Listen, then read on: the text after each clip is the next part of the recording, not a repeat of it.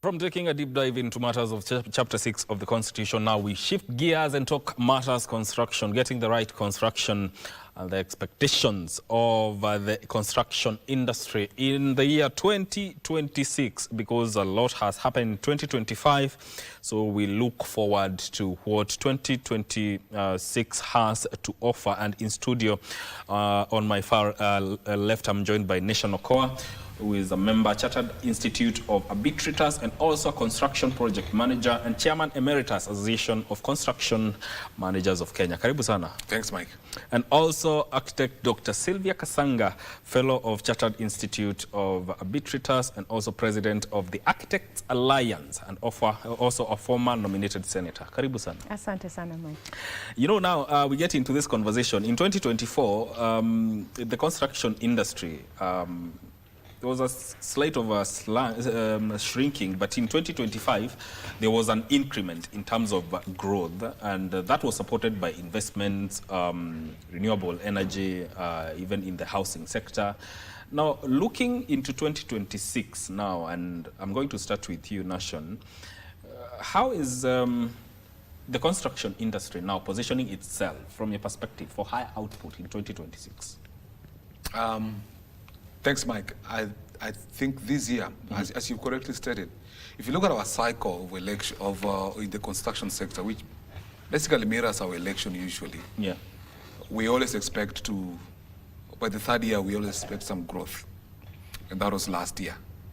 And usually that growth will continue into 2026, which is fourth year, towards the end of it. And then usually we'll begin to see some dip towards election. That is usually our cycle. But then you mentioned the growth of last year, which is significant because apart from 2025, which we were seeing elements of growth, the only time we saw growth was in 2020. So that is, in the last 10 years, we had only jumped growth twice, in 2021 actually, after the COVID.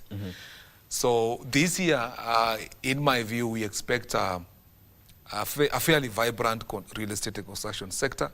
People are getting things out, and I think the year is starting to look so, because we know usually towards election we just slump, we just go to a stop. So there's going to be a lot of activity as people put their houses in order, investors want to lock things up as we gear towards election, that usually make us really have some serious dip. You know, Dr. you look at Kenya's economy, there was growth, especially in the third quarter of 2025, and construction and agriculture contributed greatly to this growth.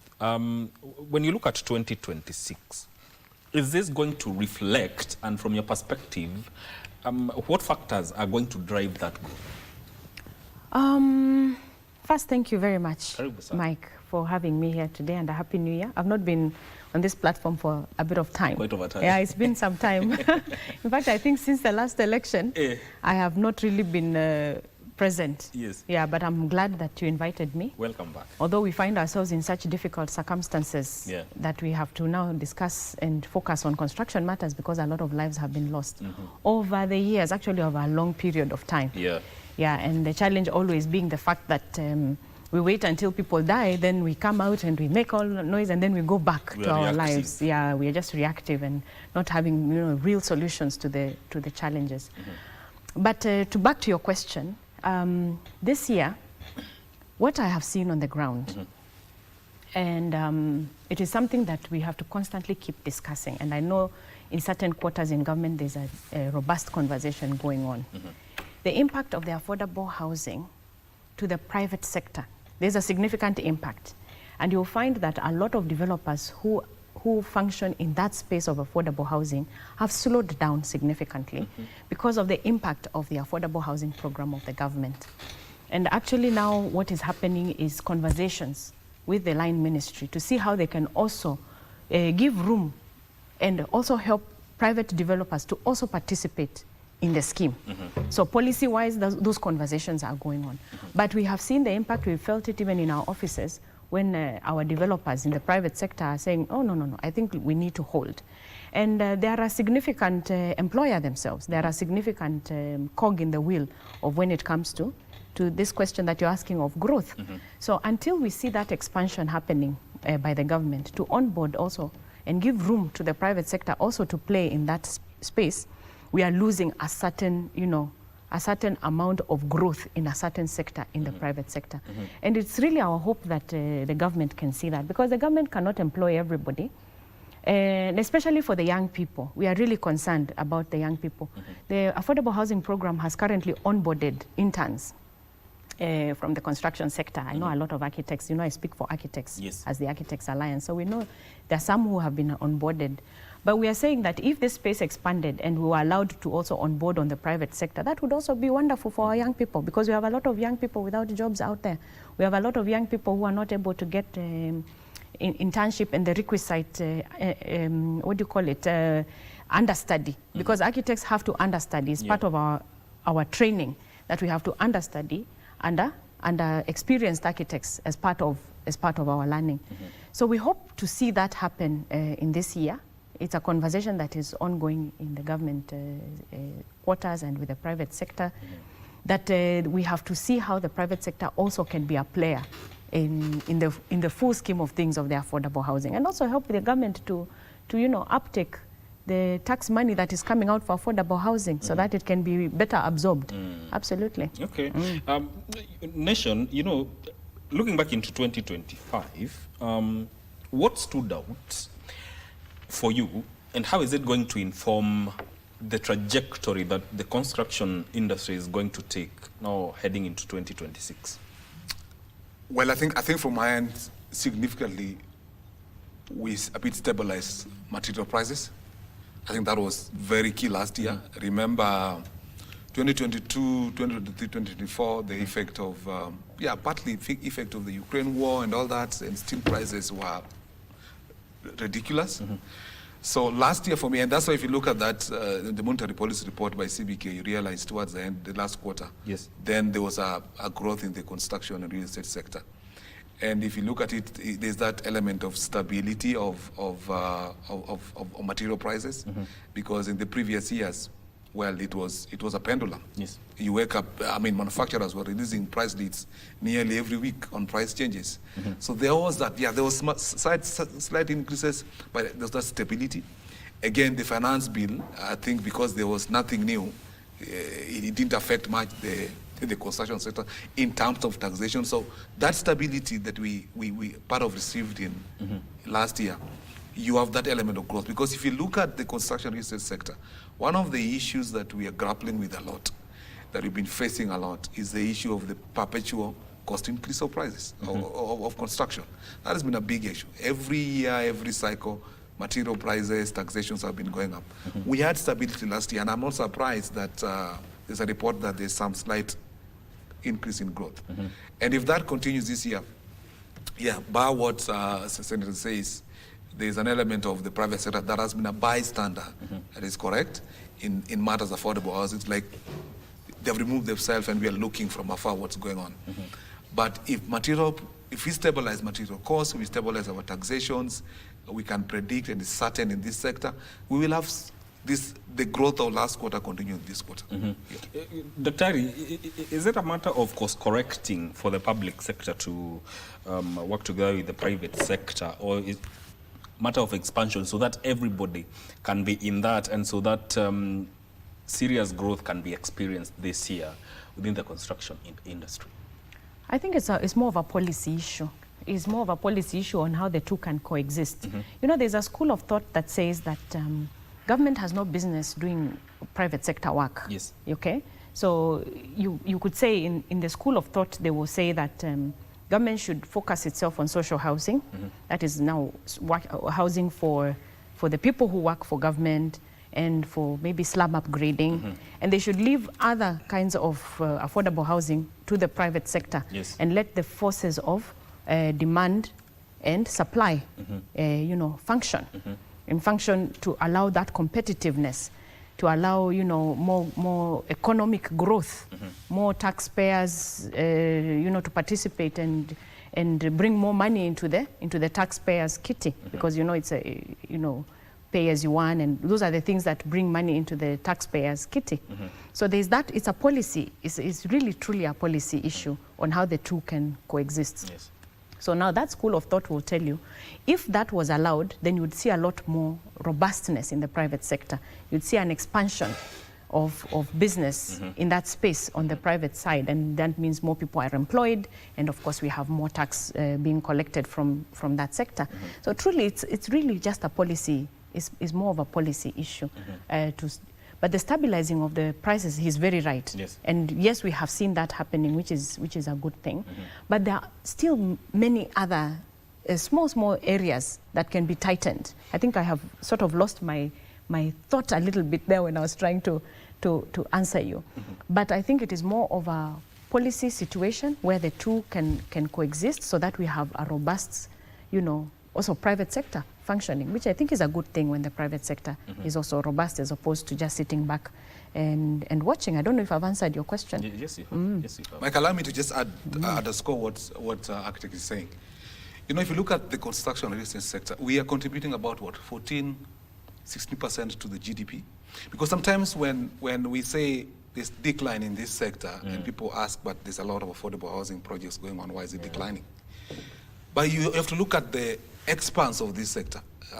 We are collecting 70 billion a year in housing levy. If you look at 14% of our GDP, it's still a drop. And the bulk of that 14% is in the private sector contribution. It's not in government. The bulk of it is in the private sector. And so if you don't bring in the private sector to play a role, an active role, then it doesn't matter how much you're going to pump this housing levy into the market.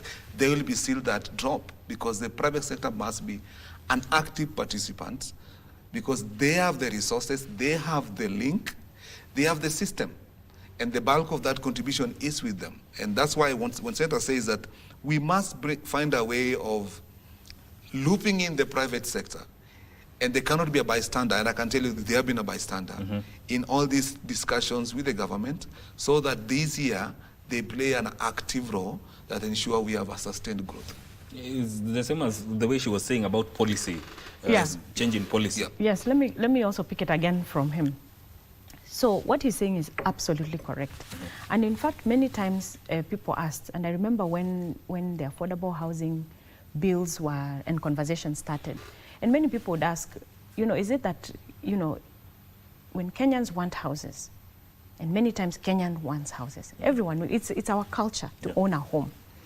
And the challenge has never been the inability to have that home, as opposed to the financial capacity. Actually, for many Kenyans, it's just the fact that finance is far away from them to be able to purchase their homes or get a mortgage for their homes and things like that. And really what we were hoping the affordable housing scheme would do is also bring the money closer to the people, so that they're able to purchase.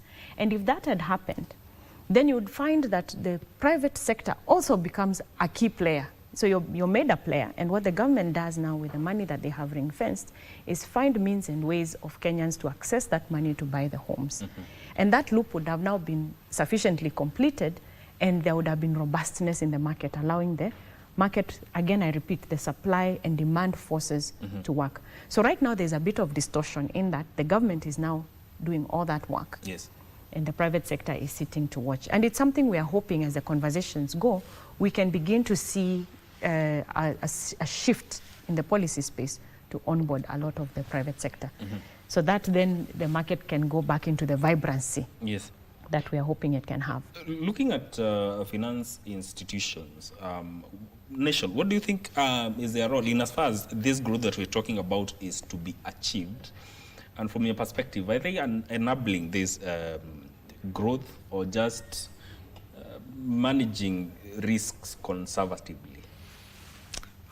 Thank you. Some of us, when we were seeing bond rates and treasury bills falling, we in the construction industry celebrate.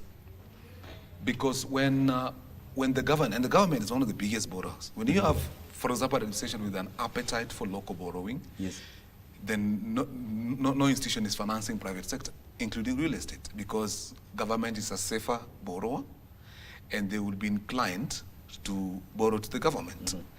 And late last year, we were seeing treasury bills and bonds falling. The rates, I think now it's below 10%. It's a good thing. At some point, it was 18%. Which bank is going to fund a construction real estate project with bonds and bills at 15, 18%? no one's going to do it. So that has been one of the challenges when government reversed back, and that's why when I had the CS talking about, I think we have a gap of 600 billion in the budget that needs to be. I'm hoping they won't borrow it from the local market. They can go for a bond outside the country or something, because when they do that, then usually you'll find, look at when they start doing that and look at the next monetary policy from CBK, you'll always find saying industry stagnated or did not grow. Now, again, one of the issues again, when government came in again, they formed the KMRC. That was to give money for mortgages easily to the buyer. But one of the problems with KMRC, it went and embedded itself to the usual lethargic mainstream financial systems of the mainstream banks. So it's not as easy. By the time you start KMRC mortgage loan with a bank, for example, by the time you finish with the documents, you've eaten the deposit. Okay? It takes so long. So we expected that there will be another much better, simpler, and faster way through KMRC, which is government funded, a faster way of enabling people to get mortgages and funding for their either building or buying of houses. But then they've done it through the mainstream banks, which we have a challenge with because of the system of mainstream bank. It's too lethargic, they're not in a hurry, and they're just too much documentations that cannot surface in 2026. So financial institutions do not have a lot of alacrity to borrowing to the real estate sector. And also, if you look at CBK reports, there's a lot of non-performing loans in the construction sector. So institutions are not helping as much. The person who should help this industry is the government. Yes.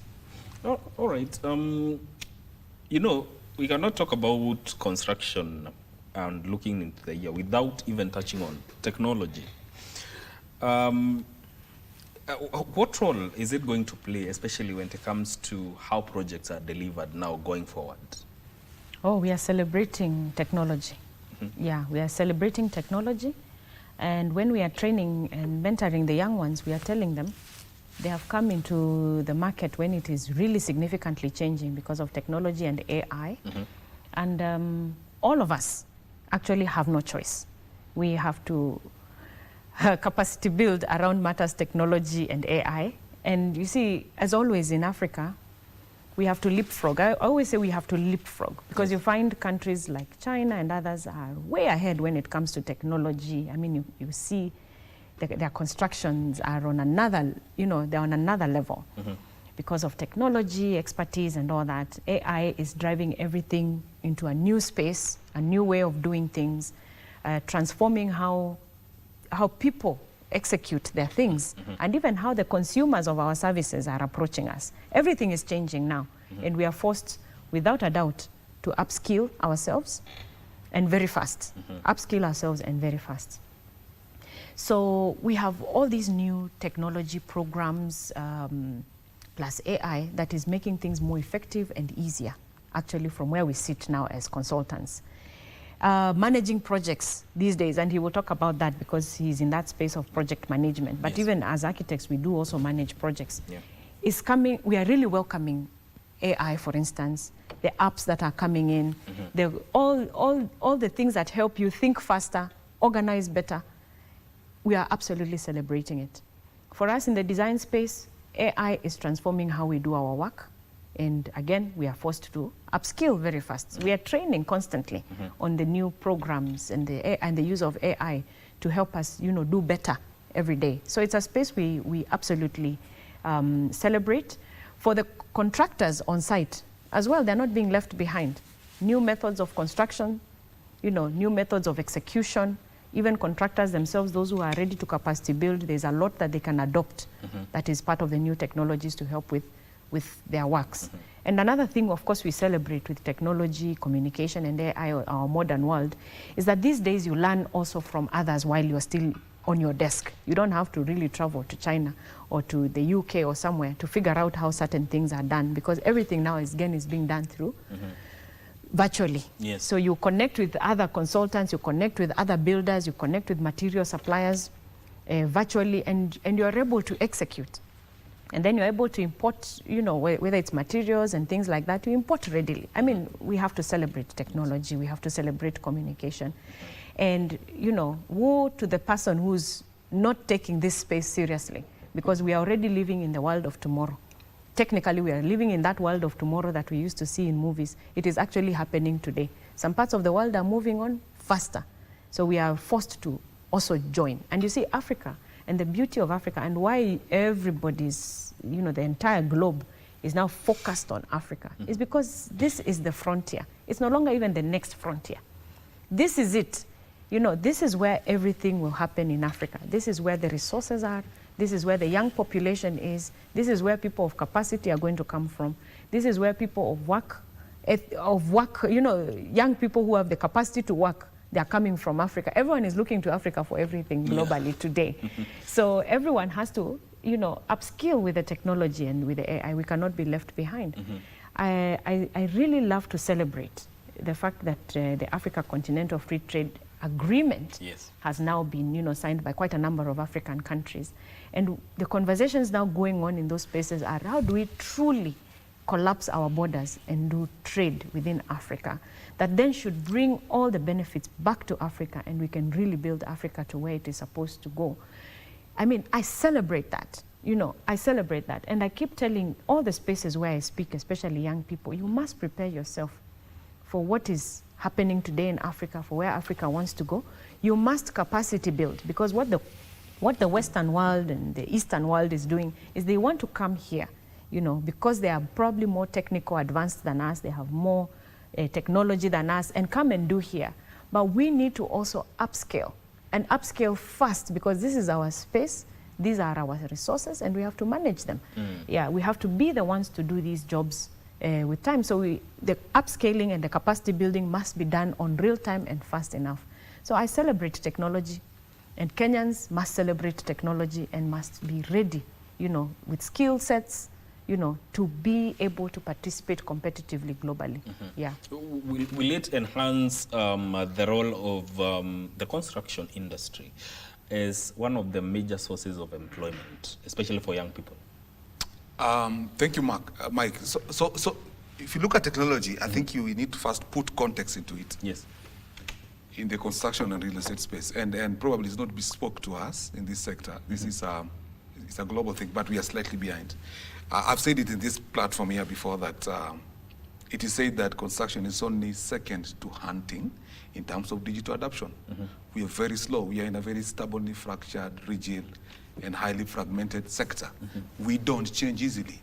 And if you look at our country, probably we are 20 years behind the rest of the world, the continent, in terms of digital adoption.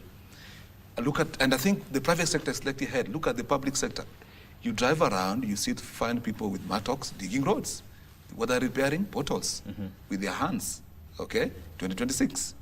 Now, we won't be able to face the 21st century challenges in the construction and built environment sector, and they are robust, without the assistance of technology. That's why we are struggling if you look at us. Look at the private sector or the public sector, okay?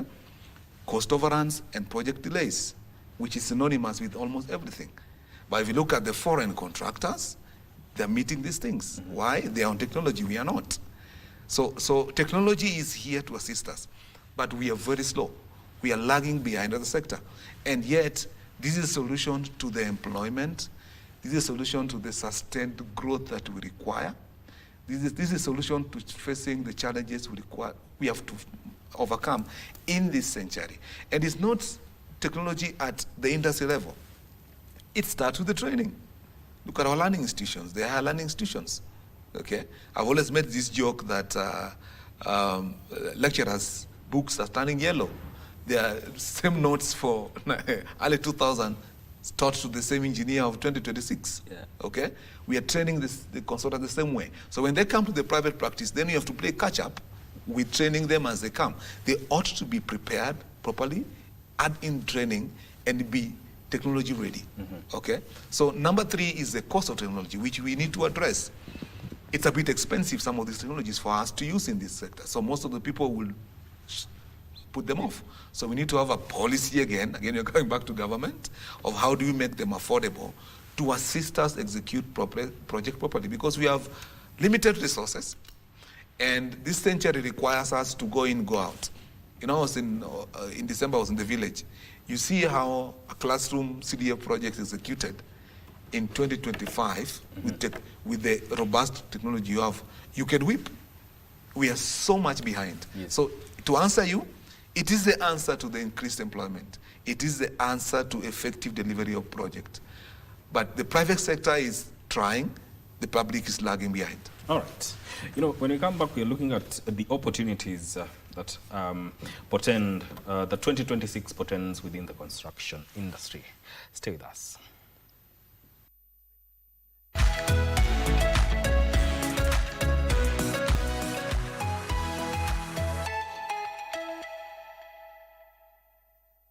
Thanks for still staying with us right here on Good Morning Kenya. This is KBC Channel 1. We are talking about expectations within the construction industry in 2026. And I want to get you to get it from you, Daktari. When you look at the opportunities that the year portends within the construction industry, and based on how it has performed in 2025, what are, from your perspective, where will the opportunities be this year? Oh, the opportunities in the construction sector are always there. And like we said earlier, it's a question of stabilizing of prices, policy shifts that can allow the private sector also to robustly, you know, come in. We have a lot of young people coming out of our universities who need to be absorbed in this market. Technology also, like you mentioned earlier, is a critical area where a lot of opportunities also can arise. And if I was to speak to the young people on where the opportunities are, to answer you, we have professionals who function in the construction space, whether in the private sector or in government. Even government needs those professionals. And you'll find a pecking order of so many professionals who function in this space. We have the construction project managers, we have the architects like myself, we have quantity surveyors who deal with matters of money. We have engineers, and engineers come in different phases. You have structural engineers, you have electrical engineers, you have mechanical engineers, and engineers go even beyond just the built environment space. You have players like landscape architects, for instance, to look at matters of landscaping. You have interior designers who look at the inside, like this beautiful space you have here. All those are opportunities for young people who can get into the universities and come out and play in that space. We have the space also for the TVET students, the ones who don't make it into the university, but can go into the colleges and do their diplomas. All these professions I have spoken need technical people. All our sites, contractors need technical people, you know, professionals and technical people. The government also needs technicians and you know, diploma holders, and there's that entire space. The construction itself, now when you come to the contractor himself, the contractor also has spaces for opportunities for young people where they can participate in different levels and in different capacities. We have material suppliers who are also a very critical part of this cog. You know, our steel, paints, cement, and all the others, tiles and all that, are areas of opportunities. Yes. Because these are people also who are bringing into the built environment space. When we look at the infrastructure, by the way, and we like to remind Kenyans when we speak, when we talk of a building is not just a building. Yeah. A building becomes complete when it is fully functional. And for it to be fully functional, there's also infrastructure around it. There's roads, there's parking, you know, there's drainage, and all those other infrastructural civil works that make a building then become functional, including sewer and all that stuff. All those areas are areas of opportunities for young people to participate in, contractors to participate in, material suppliers to participate in, and great opportunities. When you look at the kind of affordable housing that the government has envisioned, which is on a very large scale, you can see how many players are involved in all that. In fact, I think they have gone as far as engaging even, say, Juakali, you know, the guys who are doing the steel works and all that. Those are opportunities. All those are opportunities to plug into for the industry. Lots of opportunities, and I think as my co-panelist here today has said, we contribute, the built environment contributes a significant portion into the GDP of this country, into the exchequer taxpayer, into that. So there's a lot of that. one of the things that worried us in the last finance bill was the taxes that were levied to people who are importing. And I think there was quite a bit of pushback on that because we still do rely on a lot of importations. Yeah, we are still yet to upscale our local capacity here for production and a lot of things. And whereas we encourage it, there was that, expansion of the tax space for importations of things that actually may cripple a lot of business and may put out a lot of people from work, which is something the government needed to really balance. There has to be a balance to these things. As much as we are building capacity locally, we also don't want to cause an unnecessary expense on the local space because suddenly we don't have certain kinds of materials that are present, or we reduce on the expansion on the space of choices for Kenyans, and making things now overly expensive. So that is also another opportunity, I would have said, that out there we see a lot of things happening. We want to bring on board, the technologies. We want to bring materials and try them out here. And maybe by doing that, then you have young people, because the young people are they're very creative. When they see these things happening out there, they're able to start them also here. And we can have our local industries also begin to emerge as we continue growth. So lots of opportunities. Still a lot of government policy balancing that needs to be done there to encourage, a safe balance for the industry to continue operating within certain market rates and with enough choices, for all the players who are in the space. Yeah. There's a lot that the government needs to do to make sure that to contribute to make sure that the growth that is intended within the construction industry is achieved. And Nation, we've witnessed buildings collapsing, and recently lives being lost in South Sea and also in Karen. What are we looking at? Is it a matter of construction governance issues that the country is facing in as far as enforcing regulations is concerned? Thanks, Mike. I was here last year, and I said it here that buildings will continue to collapse in this country because I know we say there is a systematic problem, and there is, but we need to start from somewhere. 47 million Kenyans cannot supervise the built environment, just like 47 million Kenyans cannot supervise crime.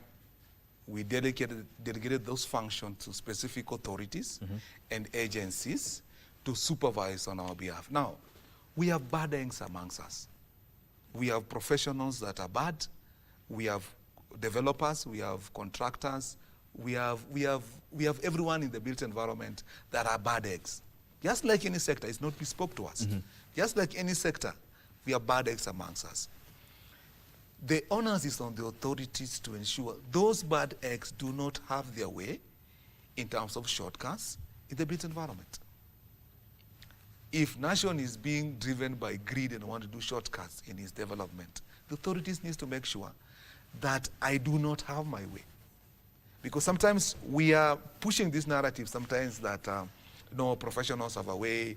It's fine, but when crimes goes up in Nairobi CBD, we will be on the IG's neck. Okay, we will not blame those who are causing crime. It's the person who's supposed to stop. South Sea building, 2 weeks down the line, no arrest. Who has been charged? Okay? When the governor went there, he asked for more prosecutor powers. I don't know who wants to prosecute, and we have the ODPP. Okay? People need to take responsibility. South Sea was approved, it was supervised, and if you look at that statement they issued, that developer, because I laughed at it, okay? They even admitted some liability in that statement in terms of getting some approvals before the other, which is not the case in the sector. It's pointed to issues. We should have expected the chief officer, planning and enforcement, gone by now, okay? Suspended, awaiting investigation. Yeah, NCA should have, the person in charge of that area, NCA, gone. Suspended, awaiting. We should have 2 weeks prosecuted. People should have been charged by now. But it's not, because this is similar. Let me point you to a building in Huruma, because Huruma in 2016, April, Huruma building collapsed. 52 people were killed, if you remember. It was during rainy seasons. The president spent almost 2 days there, President Uhuru. It was a big issue. Reports were commissioned, investigations were to be done. National Building Inspectorate was told, give us report. That report was done, but it's only quoted when buildings are collapsing. Or 85% buildings have a problem, which is true. But where is the report? Why can't that report be gazetted? So that Kenyans know which buildings have issues. Okay? Unless those that we are mandated under the Constitution to supervise this industry and ensure anyone who has a shortcut does not carry out their shortcuts, unless they take responsibilities, buildings will continue to collapse. Because this industry, remember we are a middle-income country, we have a lot of ethics deficit here. Okay? So tomorrow, even today, there's someone and a contractor trying a shortcut as we speak now. So we must have these people helping us to stop. If they lack resources, let's have a conversation on what do they need. Is it the inspectors they lack? What do they require so that they can supervise this industry properly? So that any person, any developer, any architect, any project manager, any contractor that is doing shortcuts needs to be nipped in the bud before they kill innocent Kenyans. Because the issues of professionals who are bad eggs is not stopping now. We won't cure it in the next 10 years. We are going to have quack professionals still. But why can't the regulator stop them? So for me, building collapse issue, unless we start with the person mandated and prosecute properly, we'll be back here talking about building collapse. Dr. who is falling short? Because we also have county governments. And from your perspective, are they adequately enforcing building standards? Oh, Mike, I was waiting for us to get to this part. Yeah, we are. But first and foremost, let's take it from the top. You were here in studio earlier, you were telling us that you had a conversation on ethics. Yes. Because what we are seeing even in our industry, first and foremost, is a moral question, an ethical question, a lack of conscientiousness, just the duty to do, you to act in good faith, to do your duty as you're supposed to do, to hold your space where you are with high moral standards, and do the right thing at the right time in that space. All right? We are lacking that. One, as professionals, and remember, professionals are also in all these regulatory bodies. They're run by professionals. I have architects who sit in NCA. We have architects who sit in BORAX, BORAX is the Board of Registration of Architects and Quantity Surveyors. I'm sure in his space as well, you'll find professionals sitting in that space, whether on the regulatory space, and we have professionals. So first, the professionals are everywhere. Yeah, so even when we talk about regulatory failures, what are those professionals who sit there? What are they doing? Is it that they don't know what they're supposed to be doing? Even if it's a question of capacity building and upscaling our agencies over the years, because we are a growing population, our built environment is growing. Don't they see the need to also grow with the growing population? If those professionals indeed are professionals, are they doing their duty? You see? So there's a moral question first. Yeah, then let's go back now specifically to your question. Yes. Where would we apportion blame if we were to apportion blame? Yes. I like to start from outside first, before even I get to the regulatory bodies. Yes. I want to start with the developer. The person who, you, Mike, if you decide you're going to build, do you know where you're going to start? Do you know, you want to consume the services of building, because you want to build your home, or you want to build a building maybe for rent or for whatever, uko ka plot mahali. Do you know what to do first as a developer? And this is something I see we need to continuously engage with our population, with our fellow Kenyans, for them to understand that building is a science. Building is not just a question of, oye umejenga, si unipe huyo fundi yako anijengee pia mimi. It doesn't work like that. And that is where the rain also begins to beat us. Because the developer himself is not appreciating, number one, that building is a science. It's a matter of life and death. And you see it now with the collapsed buildings.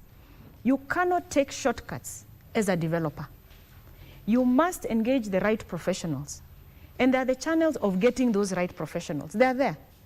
There's associations like the Architects Alliance. If you want an architect, I can assure you the architects under the Architects Alliance are in good standing. We can even vouch for them, and we know how to deal with our members. Yeah? You can go to the Board of Registration of Architects and Quantity Surveyors. You get the ones who are registered and in good standing there. That is how to get an architect. You engage a good one. And when you're engaging them, cross-check, do your due diligence. What else have they done? Nionyeshe contract zile zingine umefanya pia mimi nione. Is it going to match, you know, what I want? Maybe you want a very complex building. That means an architect who has just registered 2 years may not be the right one, but you need one who has at least done work outside for maybe 6 years or 10 years because of the complexity of your project. You have to be able to first do your due diligence as the developer. And this one I insist because by the time you have money to invest, hakuna kitu ya mjengo ambao iko cheap. Anything to do with mjengo is expensive. It's a huge investment. You have to take your time to choose your architect properly or the rest of the consultants properly. And there are methods in which if you can't do it yourself, there are those who can help you do it. You know, we have construction project managers these days who can assist you in getting the right consultants. Yes. That is the first thing. The second thing is when you engage those consultants, you have to listen to them. You don't decide, now tumepata approval ya 8 floors, I want 2 extra floors because umeambiwa the market is expanding in this place, like we saw in South Sea. Suddenly I want 4 extra floors, but technically you have an approval for whatever number of floors. You don't do that because there's a science to construction. You know, the engineer has put thought to the number of levels that have been approved. So you can't just unilaterally decide you're going to bully the consultants. No, give me 4 levels. Don't worry, I know how to go about it. Wanajuana na watu wa City Hall. Wrong approach. So there's that duty of care that I place on the developer. And I always say, the developer, number one, will have to also take significant blame when it comes to collapsed buildings.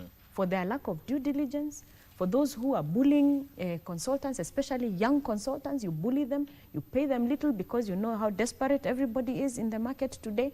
You bully them and then you want to move things the way you want them to move on site. That is very wrong. Even by the time we come now to the failures or the omissions of the regulators. Our developers must be, you know, constantly engaged, and I think we have a duty, even as consultants where we sit, to constantly engage our developer. The other big failure and a huge duty of care goes to the contractor. The person who is building, because contractually, for us who manage the construction contracts, the duty of care to the contractor is very large and is very high. Actually, in fact, the JBC contract is very clear that even with some of the acts and omissions of consultants, the duty of care still must fall on the contractor. All right?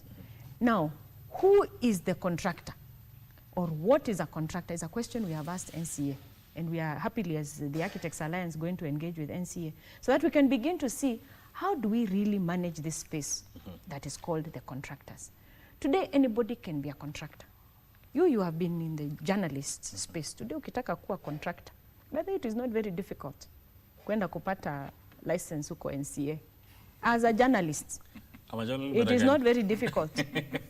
Am I not right? Am I saying something that is not true? You're right. Anyone can be a journalist. Yeah. I keep asking NCA, when buildings or such acts and omissions of contractors happen on site, as the regulator of contractors, where is the blacklist? Because this has been happening for a long time. Where is the blacklist that says you have blacklisted these firms? And not just the firm. I want to see the directors. Because in Kenya, you know today, your firm is blacklisted, what do? You go and register another one. And you come back and get an NCA certificate. Wow. That's a huge gap. We believe as the Architects Alliance that even the directors of contracting companies must be professionals. If we are seriously going to tighten the regulation space, because as NCA, say for instance, South Sea, the contractor is, say, an architect, for instance, somebody who is trained in the built environment, which should be as such. You see, not just NCA will be dealing with that architect. Even the Board of Registration will be dealing with that architect. Even the Architects Alliance will be dealing with that architect. So we begin to tighten the regulation of professionals. It's a conversation that is on the table, that we must have. Otherwise, how will we regulate the contractors if anybody can be a contractor? You just need to get CVs of some professionals, unaweka hapo, unachukua picha ya some tractors, nini za rent, unaweka hapo. You go and get that. So that tightening of regulation of contractors must be done because the duty of care that contracts a portion to a contractor is very high. All right. Yeah. All right. And then lastly, for the regulators, we are in an expanding economy, we're in an expanding population. There is no way the regulator also can police the entire environment. It is not possible. It is now getting to a point where we have seen in other countries, best practice, they have to cede some space for professionals also to regulate. We should now have checkers who are architects going around sites. We can't leave it now just to government. Yeah. And we have to work closely with the regulator for that matter. Whatever report TAA brings on what they have seen on site, the regulator can rely on it. Okay. So there has to be that. And then lastly, because I know time is running, our counties have not capacitated themselves enough just to answer your question. There are counties that don't even have an architect who sits in their physical planning offices. They don't have. Yeah. So how is it that they are serious about when it comes to matters of physical planning approvals and enforcement? Okay. So they don't have professionals in their spaces. So that is also another big gap. All right. I want to give you each 30 seconds to give your closing remarks. Let me start with you, Nation. Thank you, Mike. I think for me, on building collapse, for example, a stopgap measure. If you read the housing survey report by KNBS last year, it was indicating that 65% of Kenyans see no need of using professionals in this sector. And also it indicated that 42%, nearly 50% of developers do not use architects, for instance. Okay. That is government report. That is not changing tomorrow. And yet we need to save lives. Okay. For me, we need to have a conversation with regulations of authorities of how do we capacitate them to be able to stop these 50% developers and these 65% of Kenyans that do not see the need of professionals. Because unless those two are cured, buildings will continue to collapse. And the only person going to help us in that is a person who has the authority, who can walk into a site and arrest. Right. If they lack resources, let's give them. On the real estate sector, I think I am optimistic this year that we are going to have a good industry. Hopefully the material prices can stabilize, and then we have certainty of taxations. We should be good this year. Thank you. All right, Dr. Thank you for this conversation. And we don't want what has happened before to happen. I think this year we should really take everyone to task who's in and around spaces of building and the reasons why they're collapsing, and we should see some action taken this time around. I think I'm just calling upon my fellow professionals, whether you're in government or in the private sector, that let's be conscientious also. Let's do the right thing where we are at. I mean, this is our country. Our children are coming into this space as well. So I really plead with us on this moral question. When are we going to do the right thing at the right time, at the right place? Indeed. Thank you so much. Thank you so much for coming on here to talk about matters to do with the construction industry. That has been Nation Okowa, who is a construction project manager and chairman emeritus, Association of Construction Managers of Kenya, and also a member of Chartered Institute of Arbitration. Also, Daktari Sylvia Kasanga, who is a fellow of Chartered Institute of Arbitrators, and also the president of the Architects Alliance, and also a former nominated senator. My name is Mike Migwi. Thank you for tuning in.